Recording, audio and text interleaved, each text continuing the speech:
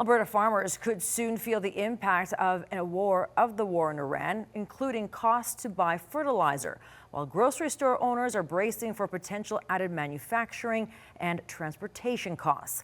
Amanda Anderson has more.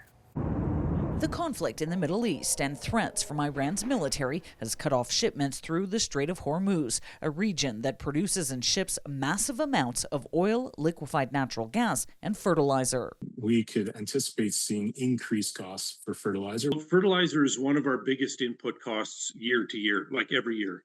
And so if we get say, for instance, if urea goes up 30% or in 1 year, that's a significant impact to our bottom line. Kevin Bender has a farm near Bentley, Alberta. He says many farmers try to buy fertilizer and store it when there's a hint prices could go up. We didn't know that this big spike was going to happen, but I'd say most years we see an increase in fertilizer prices coming into spring. So people will buy in the fall or through the winter and help minimize any cost increases that might occur. Bender says farmers always find a way to manage, and it could mean planting crops that don't require the same fertilizer product. He also says rising diesel prices will have a minimal impact on his farm.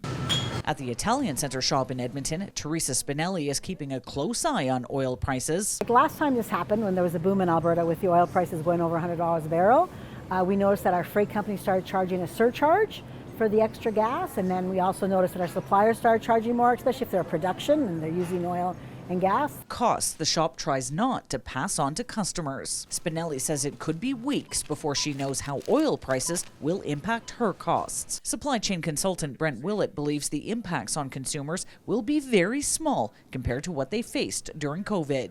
COVID was also about scarcity, not just pricing. We're not going to have a scarcity issue. What we could have is cost impacts along those supply chains. So going forward, organizations, specifically those in Canada, are much more resilient than they were 6 years ago. Amanda Anderson, CTV News, Edmonton.